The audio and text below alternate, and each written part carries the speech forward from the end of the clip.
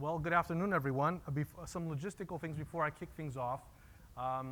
The Q&A, we have a couple ways to handle it, but if you are, you don't want to talk, and you can post your questions online. If you go to www.menti.com and use a 6-digit code that I'm going to give you right now, 392368. I will repeat that during the section when we get things started for the audience Q&A, but you'll be able to post your question right there. You don't even have to use the mic if you don't want to, okay? Menti.com, and the code is 392368. So with that, we'll kick things off. So, welcome. We're here to talk about the future of mobility for New York City. And we're kind of playing here with the words, shifting through the hype. So trying to get through all the things that we sort of hear about on the news and everything. My name is Stefan Klambaneva, and I wanted to gather this esteemed panel together to have this discussion about mobility that goes way beyond the traditional sense of design, beyond the object. And sort of what better place to do that than sort of the center of New York City in Times Square. We're gathered here at the crossroads of the world during Design Week, and we're celebrating all things design, and by showcasing design beyond form and function during Design Week. We want to celebrate that, but it's true. We want to add the value and really communicate the value of what we call capital D or D, or big D, which is sort of encompassing all the traditional disciplines of design together, including very, very hot topics such as inclusive design and systems approach. And if we do that, we're going to be able to kind of define the root cause of the problem of mobility in these urban epicenters that are plaguing these cities like New York today, and really define the end-to-end scope. In addition, we'll be able to kind of solve it for all of the stakeholders. So with that sort of introduction, I wanted to sort of say who I am. Like I said, I consider myself a hybrid designer. So full disclosure, engineering and design, and sort of got a degree in business. I've been in the space of consulting for design and innovation for over 20 years with powerhouses such as IBM Consulting. And the last 8 years, I was with the leader in product development software for all kinds of products, focusing on 12 different industries.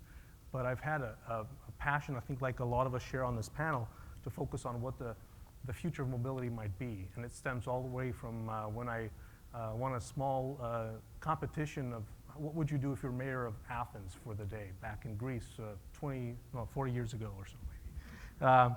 So I've had an opportunity to work with clients that include cities such as the city of Singapore, talk with and collaborate with companies like Japanese car makers and US manufacturers, and really focusing on these kinds of projects. We want to try and look at the bigger picture here. So hopefully we want to kind of get things off real quick by sort of setting the scene. So here we are in Times Square. Like I said before, we're at NASDAQ, which is sort of the urban financial epicenter of the crossroads of the world, and we want to challenge your view of mobility. We want to broaden the perspective. It's a lot more than just autonomous vehicles, and we'll have an opportunity to really talk about that, but that's really one piece of probably the product focus, or the real tangible center of the problem, but it goes way beyond that, which is why we really wanted to bring in a lot more broad strokes of experts onto this sort of a panel. Over the last several months, and folks from the panel will also have been at these. We've seen a lot of talks about autonomous vehicles, because it's quite honestly, it's sexy. It's something easy, people that can really grasp onto and sort of they want to hear and understand more about. But this wicked problem of mobility, it goes way beyond that. We're not just talking about autonomous vehicles. and even exhibits such as the Cooper Hewitt. Just quick throw of hands. Who's had the opportunity to visit a couple months ago the exhibit at the Cooper Hewitt? Okay, wonderful. So just a couple people. I would urge you that you go online and check it out. There's still a lot of those artifacts that were part of the exhibit that are digitally available for you, and check it out. But even there, even the panel discussions that were hosted by Cooper Hewitt, more often than not, it was all about the vehicle. It was about the object. And I really try to focus on, and that's what we want to do today, is really focus on the bigger picture, and really not just the physical attributes. Of course, we want to make sure that the technology works, and we have to get that done. We have to make it work. But once that's done, how is everything else going to work together? And that's the challenge that we have. It's not just about 5G and LiDAR and vehicle to, V2V or V2E, which is vehicle to vehicle or vehicle to everything, which is how do you communicate with each other, et cetera. It's more than that, right? And these are not easy to solve, but I want to gather and have our discussion about the bigger picture with the types of companies and people that really need to come together to solve this sort of wicked problem. So with that in mind, I'm just going to throw some stats at you. So if you're interested in this, if you're familiar with MSA, the Metropolitan Statistical Area of New York City is the largest in the country. It's at 20 million people.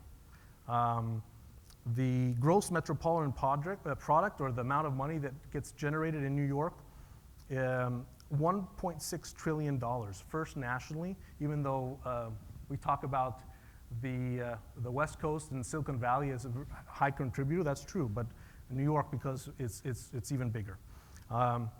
9 million travelers per day, daily, during peak periods, come into the city.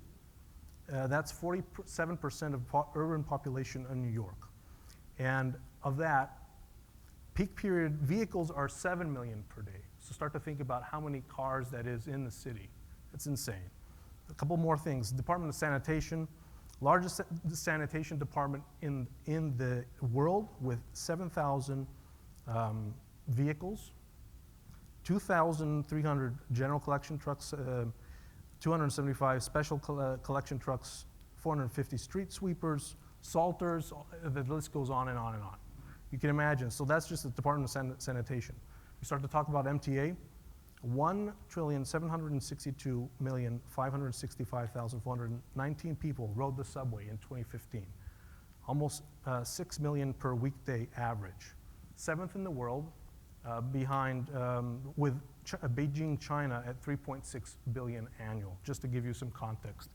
And there's like how many billions of people in China, right? So again, just a couple more things. Buses. As of 2018, MTA regional bus operators, 234 local bus routes, 71 express, and its fleet have almost 6,000 buses, largest in the United States. And let's start to look at ride shares. 13,500 yellow cabs. There's 60,000 black cars, 226,000 rides per day in October of 2016 by Uber, followed by 35,000 for Lyft, and then the rest goes on. So, and finally, a couple of things about packages. You've all probably seen that if you live in a large apartment building, the amount of packages at your front door behind the desk is getting bigger and bigger. It's not sustainable. Well, there's 5 billion packages a year globally that Prime Business delivers, and there's 100 million Prime members globally as well. So if we I don't have New York City numbers, but if you kind of start to think about what the allocation is for that, it's not going to be sustainable for much longer. School systems, there's large number of school buses, and let's go to the bikes as well, just to end with that.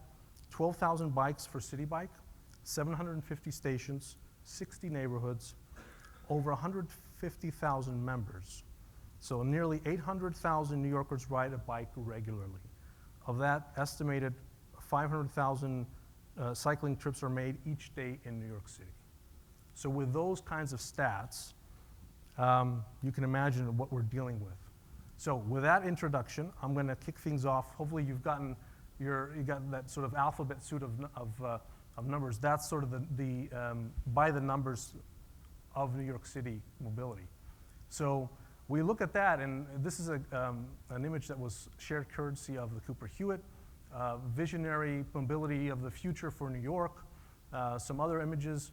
Here's a project that I worked on a couple years ago for the future of mobility in a city in France called Grenoble. And just to show you that there's a lot of, every city will have its own solution, and we need to make sure that we work together with everybody, all the stakeholders, to make this happen.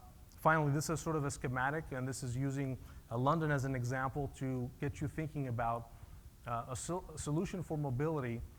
Although it will have the what we call mobility device at its center, it's all the things that happen peripherally to that is going to be really, really interesting.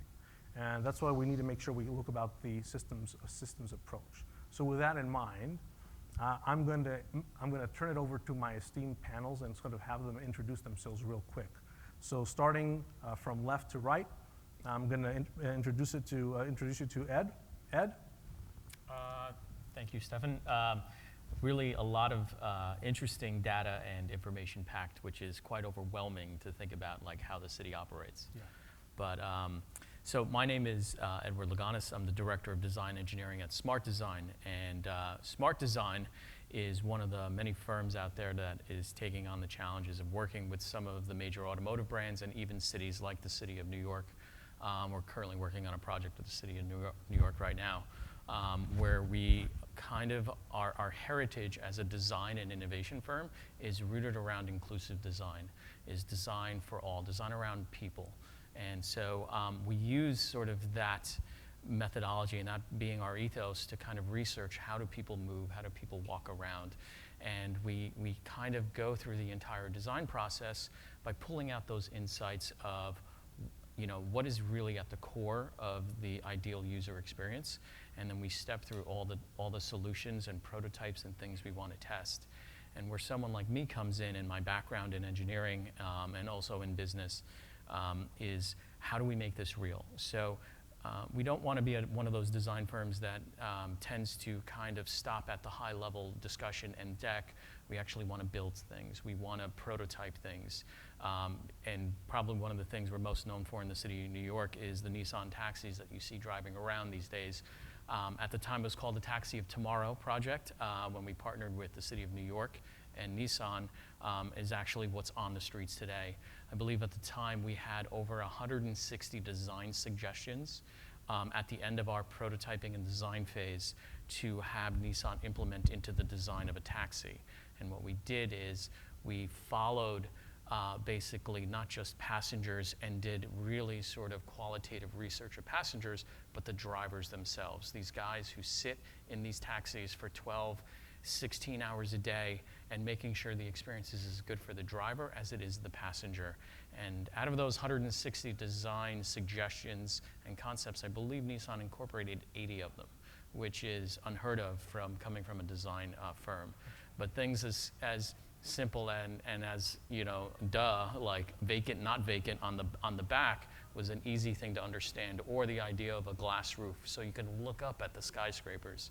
These are kind of those aha moments we look for when we're trying to solve complex problems.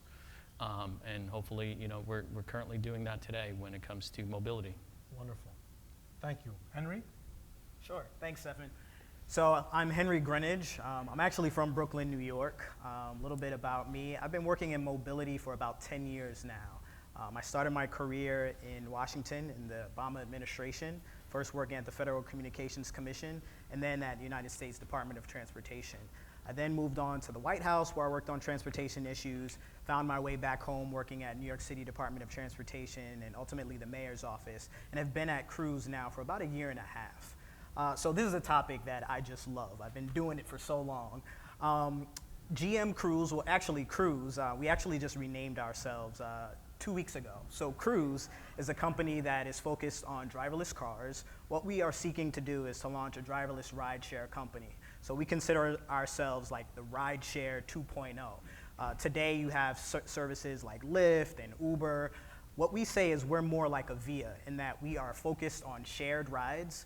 We are looking to change behavior. And we really think that shared rides is the way to go. I'll talk a little bit about that later. But Cruise is currently testing over 200 vehicles in San Francisco, Detroit, Arizona. Our current rate of improvement tells us that we will be ready to launch our service quite soon. The number one thing for us is safety. That is our most important metric. And so we're not giving a date of when we would launch this service, but it is when we feel we are better than a human driver. The number one factor driving our work, of course, is safety. We recognize that this country is experiencing an epidemic. You have over 40,000 deaths annually from car crashes. You've got over 1 million injuries. You've got car crashes as the number one deaths among our teenagers. And so this is something that we feel that we can address through our technology. If you take an Uber or a Lyft ride, for the most part, your experience is relatively the same. That is, with our technology, you know, if we are here on the spectrum of driving with Uber and Lyft and Via, our technology sort of takes us here, meaning that the computer sort of allows us to bring about safety in a way that we've just never seen before. With Cruise, a lot of what differentiates us from other companies is the fact that we have a partnership with General Motors. We were founded in 2013. In 2016, we entered into this partnership. And so we are the only driverless company that can manufacture our cars sort of on a whim. We've dedicated over $100 million to plants in Michigan to manufacture our cars. And we don't retrofit these cars. These cars are designed to be safe and to drive autonomously from the ground up. And our systems are really rooted in diversity and with safety at the forefront. So happy to talk a little bit more about what we do, but really excited to be here. Wonderful. Thank you. And Dan, let me introduce you to Dan Wagner. Thank you, Stefan. My name is Dan Wagner, and I am currently employed with the New York City Department of Transportation, and our focus, my unit's focus, and my focus for the whole time I've been with them has been on pedestrians and pedestrian mobility. New York City is probably the #1 walking city in the United States, and we have a lot of work to do to make sure that the design of the streets that we're all traversing is adequate for all users, and that's the #1 thing. Is the question has always been for us, what is a street for? And the answer is it's not for cars. Cars are great. It's not for trucks. Trucks are great too. It's for people. It's for all modes of transportation.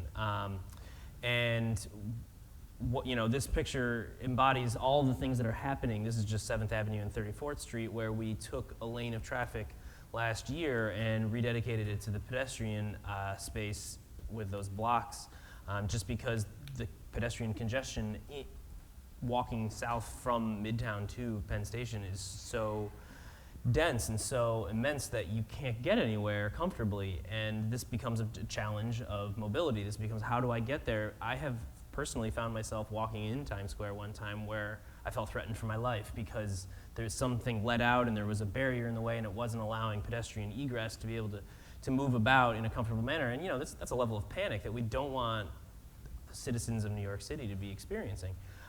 So street design is an element of mobility and an element of design that I think, you know, fits on the panel very nicely. My personal history is that I spent the first few years of my life working for architecture firms doing urban design, schematic design, you know, site planning, master planning, before moving into, I helped with a grant for busing for seniors for a few years with the Department for the Aging before settling in the pedestrian realm today. Wonderful. Well, great. Thanks, everyone. Well, let's get right into it, because that's what we want to hear. We want to have this discussion. And so I'm going to kick things off with question number 1. It's going to be for everybody, but I'm going to start with you, Henry, on this. So how do you define mobility? Yeah, I think there are a number of different answers to that question.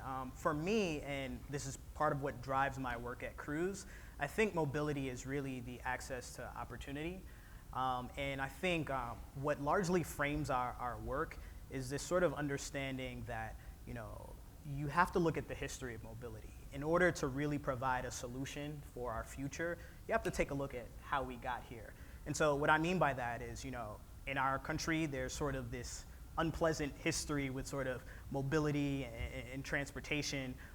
You've got redlining, where communities have been marginalized, followed by white flight, followed by ordinances and statutes that separated people.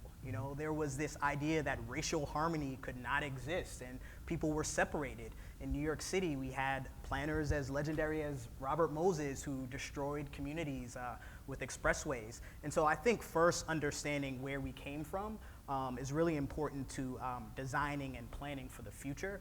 And I think that's what we are trying to do, certainly from a policy perspective at Cruise. It's this notion that in order to address a city's problems, you really have to understand where their problems came from, and recognizing that there isn't this cookie cutter solution that works everywhere. It's really getting inside the city and figuring out what works. And for us, it's how autonomous vehicles can be part of the solution.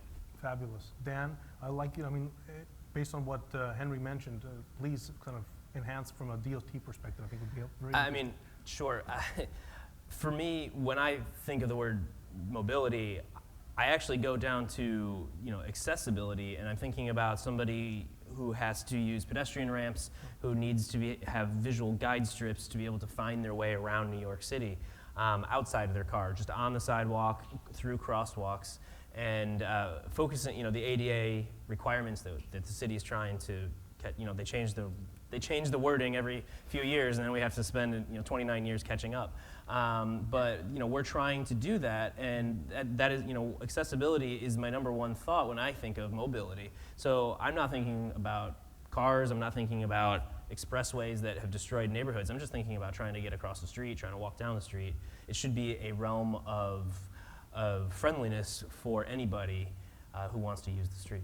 Everybody, yeah, including those folks that are as nimble or able as us here, that we can walk in and out, right? Yeah. So Ed, how about your definition? How would you define mobility?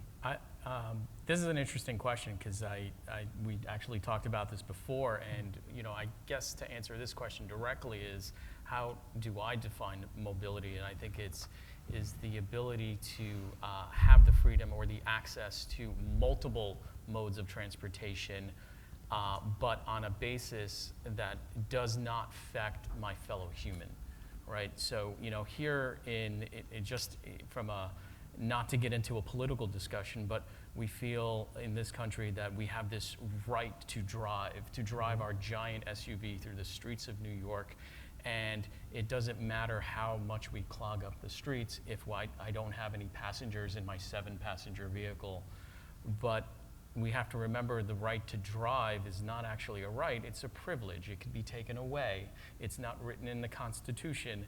And so when we look at mobility, we have to look at it in a very conscious and a respectful manner, because we live in a city with so many great cultures, peoples, options, and experiences, that to access all of this, there are some things that have to be accessed within balance. So a vehicle that takes up a lot of space could be balanced by, well, if it's just me, I can use a bike share service, I could walk there, I can do this.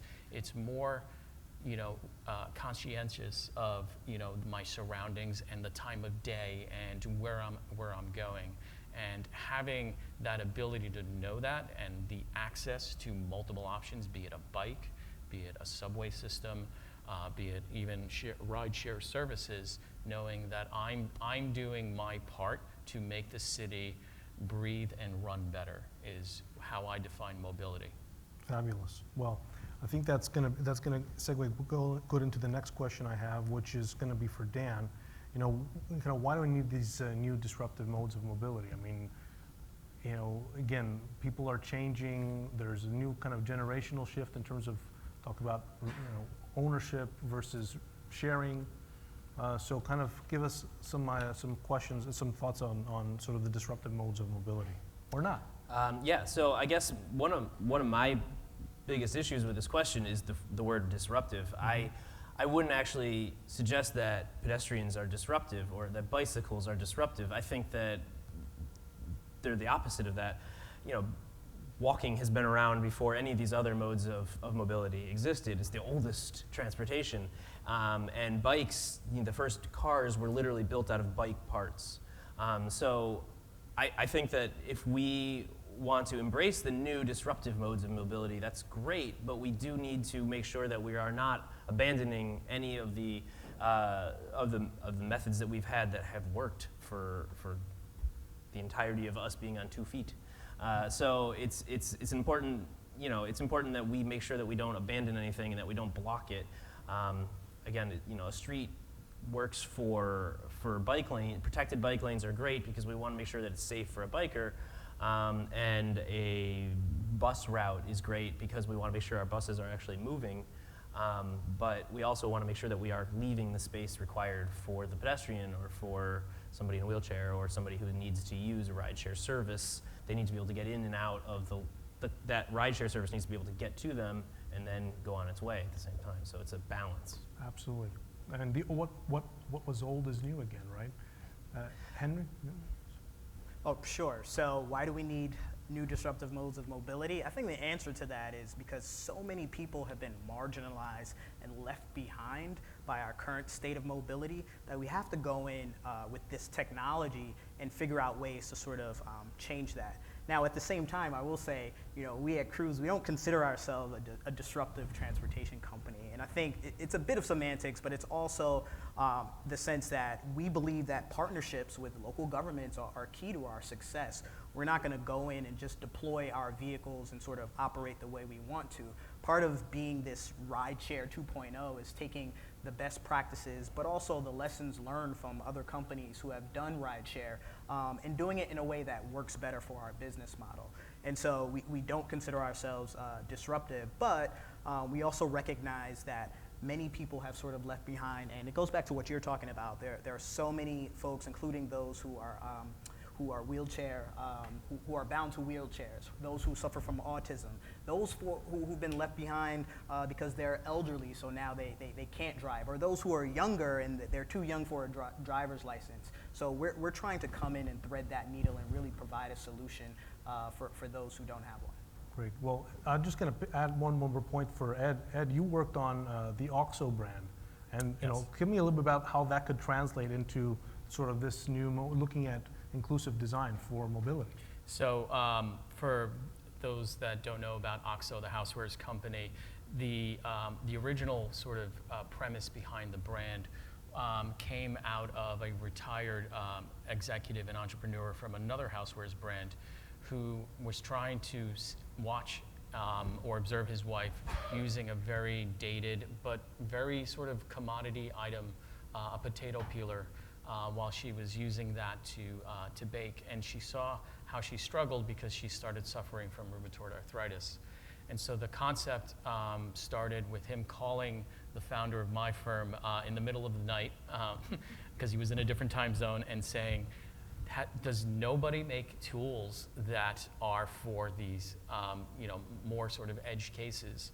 And rheumatoid arthritis is not an edge case. Someone in a wheelchair is not an edge case. It's just something that we have to look at. And so the principle behind OXO is this idea of designing for the extremes, because if you do that, everything else sort of works for the middle of the bell curve, which is what we learn in marketing, is that if we design for the middle of the bell curve, there's our market, there's our peak.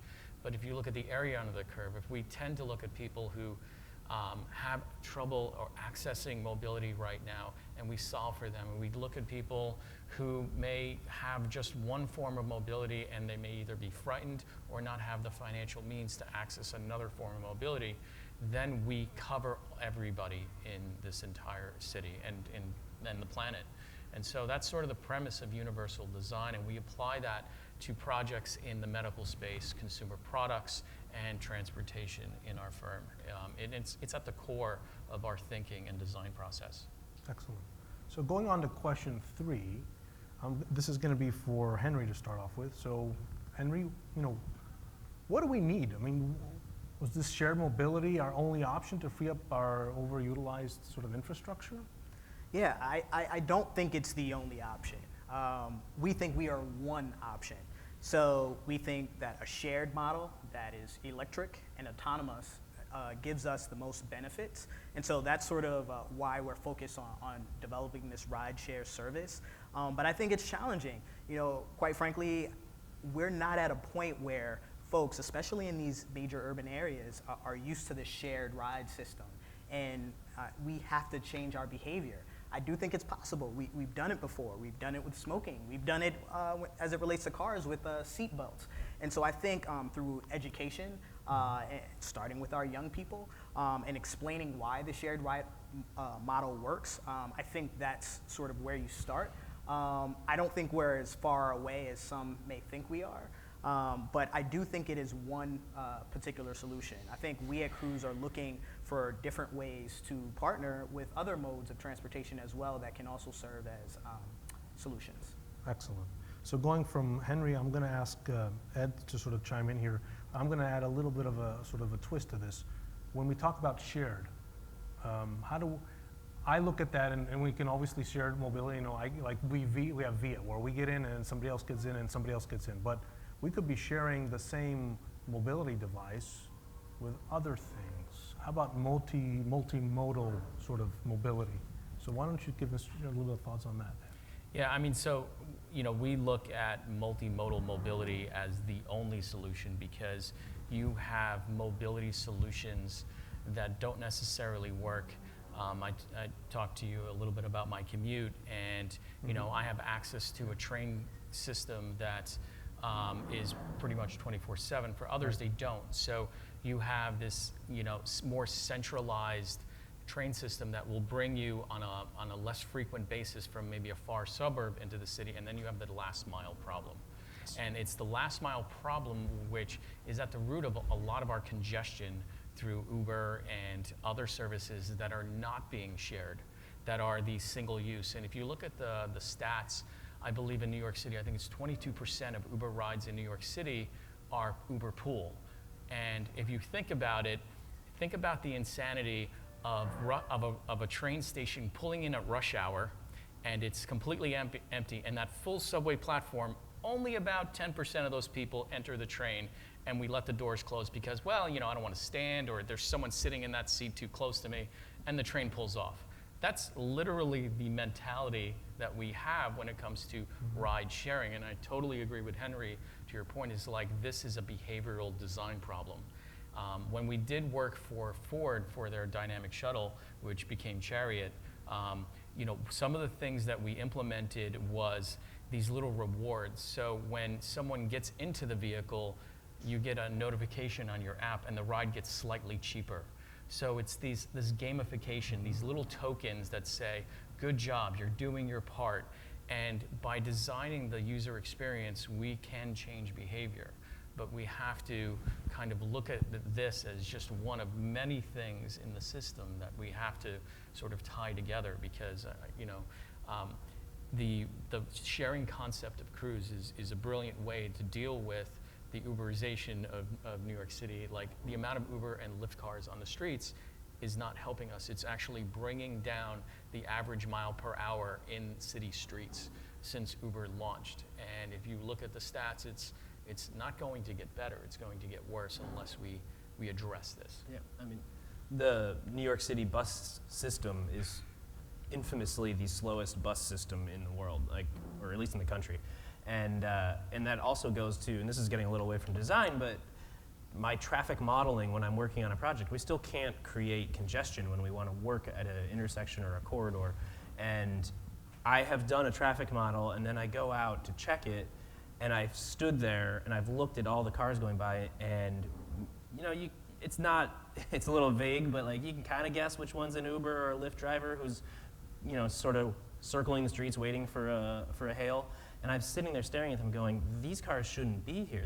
We don't have traffic modeling to take into account the circling Uber driver waiting for a hail. So if we can find a way to minimize their vehicle miles traveled with maximizing their actual, you know, being in use. Like, I think that these are services that are great because I've used them and we've all used them, but at the same time, like, they're really messing up the way that we know our city works, and our city is a system that has to be designed appropriately. So if we can find a better way, I think, you know, it would really help. Yeah, and the problem you're talking about, the deadheading, Yeah. is something that actually your department, the DOT, released a report on sort of Uber and the impact they're having on the city, where drivers are just pulled over, blocking bike lanes. Yeah, yeah. And those are kinds of things that are very hard to account for, but you see it all over. And that's, we solve one problem, but sometimes we create two others. We have to continuously monitor through our research, through our design methods to improve that, to prevent that. Henry, you wanted to chime Yeah, I just wanted to offer a little bit of, more information about Cruise's business model and how it works. And it really is trying to get at that issue. So some of the other companies in the space, those who use drivers, their business model really hinges on having as many cars as possible. That way you can reduce wait times, right? We're all impatient. We don't want to wait beyond 2 to 3 minutes for a ride, right? And so their solution to that is just flood the market with as many cars as possible so that their customers don't have to wait. For us at Cruise, we actually don't have that option. So our cars are really, really expensive, hundreds of thousands of dollars expensive because of the sensors, and those prices are going down. But as soon as we build a car, it's this capital asset that we have to get back the capital that we put into it immediately, or it just doesn't work from a business perspective. And so for us, it's really about fine-tuning our software so that we can get as many cars out there as possible, but utilizing them fully. Meaning, instead of, GM sells cars, right? But Cruise is really focused on selling rides. And so for us, it's filling that car up with as many seats as possible, and then optimizing it by managing our fleet, recognizing that we know exactly where all of our cars are.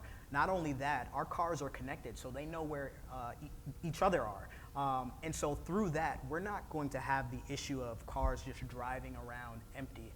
It makes no sense from a business perspective for us, and it's actually not sustainable, and it's not how our software works. Got it. Thanks, Henry. That's really interesting. As we kind of move on to the next question, before we do that, I want you out in the audience to keep an eye. If you're doing anything on posting on social media, use the hashtag #FutureMobility4NYC. So FutureMobility4NYC. And we'll go to the next question. I'm going to start off with you, Ed. We talked, Dan brought up the key word I think that's part of this is system of systems. Kind of, you can't be doing this in a vacuum. The solution is not going to be like 10 different solutions by each discipline or each department or each sort of mobility option. It has to be they have to work in unison. That's the only way we're going to solve the last mile issue. So sort of, if we look at that, how do we solve the problem? Wow, that's a big question.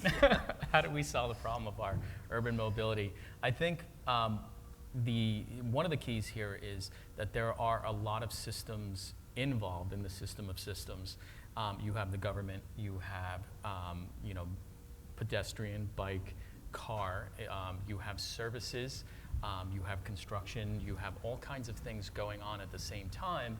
And the key here is to not sort of negate anybody or kind of put them off in the corner like, we're going to design for this group of people and we're going to leave out those people who come into the city every day to do work in buildings. Let's say they're contractors trying to earn a living or restaurant workers and they're coming into the city. We're going to be inclusive of everybody who needs to get in and out of the city, and including those individuals who pay a lot of money to live in the city. And there's been debates and discussions whether people in this city who live in New York City should be allowed to own cars and park them here in the city, because there's not enough parking for all the people who come in and drive. So there's a lot of these questions that have to be answered, I agree with you, not in a vacuum, but in a very collaborative fashion. And collaboration is going to be the key. Some of the other things that we worked on at SMART, we have even prototyped and discussed, and our main points in some of our other talks and discussions are multimodal, meaning there are multiple things, multiple options that you have, and there are multiple points. And so the key here is the hardware already exists. The technology exists. It just hasn't seamlessly been put together. Much like the iPhone a decade plus ago, is that all that hardware, the touchscreen, software running on your phones, and connectivity and all of that existed, but it took a company and a vision and a visionary like Apple to kind of come together and put all those things together in their first seamless integration of all of those. And so someone, at a very large scale has to seamlessly put all these elements together. Some of the things that's interesting is when like Lyft buys Motivate, which is the company behind City Bike. The idea here is you have one app, you have one point of data entry and payment where I'm able to see how much longer my commute in a vehicle will be than if I took a bike. And then now it's all on that payment platform. I could just go to the kiosk and grab the bike instead. It's going to give me that versatility, the intelligence of the technology that has to be implemented there. Getting a notification when the subways are delayed or overcrowded. Maybe there's not delayed, they're just gonna be more of a negative experience, so then it'll guide me. It's kind of like nudging you to the better solutions. And we have to kind of account for everybody, not just the commuter who's working in Manhattan, but the worker, and even the systems involved, Amazon deliveries. If you ever interview or do any work with some of the people who deliver in cities, you talk about their days, their experiences, in some cases are a nightmare. And you wonder, it's why the churn rate for them as employees is so high. Sure. So, Dan, we're going to come to you. Let me paint a picture real quick. So, for the future of New York City mobility, what if we have this multimodal mobility device that in the morning during rush hour can carry passengers to and from, from their homes to work, and then all of a sudden, magically it turns into a way to move packages around the city, and then, takes people back home, and then at night carries all the trash in the garbage. I mean, could that be something that would work for, and would you guys at DOT want to manage that? That sounds like a drone that can move people. I don't want to speak for the department with that kind of question. We would be interested in what is happening on the street. So if this is a ground-based magical device, then yeah, I think we would be definitely involved. If it was an air-based device, then I think the FAA might want to get involved. Mm-hmm. It is important that, our commissioner just said just the other day, quoted on whatever media you follow her on, we do care about all modes of transportation, and that is important, whether you're riding the subway, or you're riding the bus, or you're taking a bike, or you're taking a personal, mobility device. All of these modes are important to our agencies. Yeah, we would be one. Okay, great. So we're I have another question. We're going to sort of wrap up with the Q&A from me, and we're going to open it up. But I'm going to start with Dan on this one as well. So is the answer to mobility kind of regulation like we're seeing with the current administration here, where they're putting in maybe some restrictions, monetary restrictions? Is it economics? Is it something more disruptive? I mean, I know that you don't like that word, but let's. Well, some of the regulation, yeah. I'll speak to some of the regulation. Yes and no, because yes, we're regulating the number of Ubers or cabs, medallions, whatever, because I guess historically that happened because in the Depression, all these cab companies were failing, and they want to stop that. But I think today we want to regulate it because we want to make sure that we aren't over flooding our streets with these vehicles, and so there is a use to the regulation. Too much regulation can obviously take us down a whole nother conversation. So I think again it's a balance, and we do rely on we do rely on the market to help us determine appropriate regulations. So Henry, how about you? You want to kind of weigh in on sort of what would be the answer? So listen, the typical tech company answer is we don't like regulations, we like innovation. But I think it's a mix of both, and it's all about timing. What I would say, specifically with respect to New York, we supported congestion pricing and still support it as a means really to help traffic flow. And that benefits our business model, and it also improves the quality of life for New Yorkers. But I think the answer is really, it's just a question of timing and what type of regulation? Okay.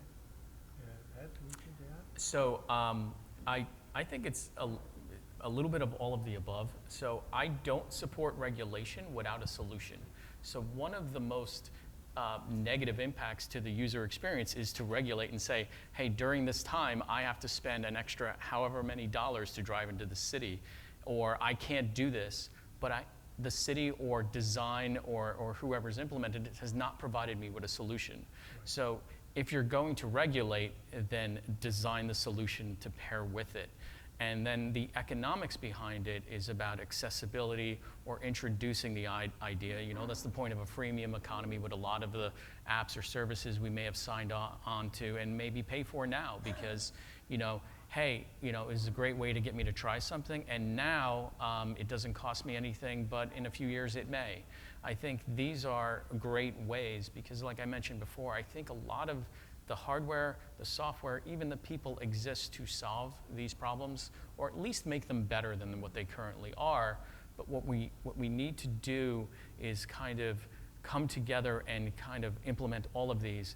The problem with mobility and transportation is it's a scale issue. It is just such a massive effort that it will require, you know, perhaps some government support to solve this problem because no one investor is going to want to, you know, risk that much money. Yeah, great.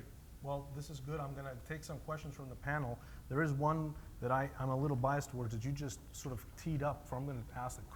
Could, and this goes to you, Dan, could mobility become the next utility? And what I mean by that is, can it be like Con Edison, where it's a private company, but it happens to be heavily regulated by the city or the state in order to be able to make sure that it's providing the best possible services to its, you know, citizens? I mean, if you think about the history of the MTA, I think that is what has been happening. You know, the three subway systems were two private companies and one government company, and it's been slowly turned into one utility. Yep. So I guess that is happening. I sure hope that it doesn't, nothing like that ever approaches pedestrians. Bikes, I kind of agree with that. I hope it doesn't approach bikes either. I still want to be able to own my own bike and drive and bike where I want to bike. But I can see where somebody could extrapolate that to cars and everything else beyond that. So I guess it's, you know, where do you draw the line? Okay, great. So there is a question that I'm going to ask from the audience. First question that came up is, what's the panel's opinion on stationless electrical personal transportation? Well, if the question is around some of the electric scooters that we've seen driving around, if anybody's tried Bird in other cities, I personally love it because I think at the end of the day, if you were to try to empty out all the buildings in Manhattan onto the streets of New York, you have a volume problem. And that's kind of what happens at rush hour in the morning and at night during our commutes. And a little electric scooter is very space efficient. This is an operations problem. There's so many people. You want your personal space. You want the ability to move at a relatively fast pace. And a little electric scooter is a really efficient way to do it. You know, some of the people that I work with have them, and I've tried them. I think the challenge, again, is without stations to charge them. There again creates another problem, is managing all these scooters, bringing them off the streets, charging them, putting them back. I think data will help us determine through small pilots if that is one of the multimodal solutions that is ripe for New York City. Okay, great. Henry, I'm going to ask this question to you because you can expand on it. What is the panel's opinion on increasing efficiency of all these new modes of transportation in relation to urban sprawl and conversely congestion? I'm not sure if you could repeat it, sorry. Yes. It says, what's the panel's opinion on increasing efficiency of all these new modes of transportation? I mean, that's exactly what we are focused on doing. It's about increasing that efficiency. And so apologies if I haven't made that clear. So our software, our business model, who we are as a company is all about efficiency in transportation. And that's something that we feel is missing. And through that efficiency, we plan to reach folks that are the mobility sort of disadvantaged, those who have not been sort of served by mobility today. And so we're all about that. And what I would say is our industry in particular is extremely dynamic. It's changing very quickly. While our business model will largely stay the same, the industry is moving in a direction where you're seeing a lot of partnerships between scooter companies and bike companies, and I think it's just a matter of time before you have AV companies partnering with other disruptive mobility providers as well. Okay, I think we have time for one more question. I'm going to go to Dan on this one, although you can all chime in. It's an interesting question. So what is the future of vehicles like fire trucks, ambulances, sanitation, in relation to the current state of codes in place for these vehicles, and in turn their effect on street design codes? Wow. So I think I can only speak from an optimistic perspective. I hope that they all get improved. I mean, we currently design our streets for what the FDNY uses today. If the FDNY were to get a more efficient vehicle or to come up with new technologies where they can fight the fires that they need to fight in a better, more efficient way, then we would adjust our codes to match that. So that's the agency's perspective today. I hope that these things do come true. Sanitation pickup collection is the same way. We currently know exactly what a garbage truck needs to do to maneuver our streets, so we design them so they can. But if we could get different vehicles or different technologies, I think we would adapt. Excellent. Guys, any last questions or last pointers? Yeah, I think to that question, I think, those are the exceptions to the rule for mobility. When there is an emergency, the sound of those sirens, the fire trucks that are arriving, they need access to the same streets. So, the idea that we would only have bike paths and only have pedestrian paths one day and just dedicated autonomous lanes, there will have to be a solution for those vehicles that need to get there quickly and en masse. And I think the autonomous and the software has the ability to do what I see drivers don't even do today. When they hear sirens, it's just background noise, and they're not pulling over and stopping. That's the law, that's what you're supposed to do. They actually hinder emergency vehicles from getting to where they need to go. But with systems on cruise, on other driverless cars, they're all pulling over. They're all allowing access to the emergency. So I think there'll be an interesting pairing of how those vehicles will interact with some of these more autonomous systems. Great. Well, on that note, I think we've got to wrap it up. Thank you to all the three panels that joined me today. And for those that may want to post additional questions that we can answer, go online, go on social media, and just hashtag future mobility for NYC, and looking to see you online. Thank you very much. Thank you, Stefan.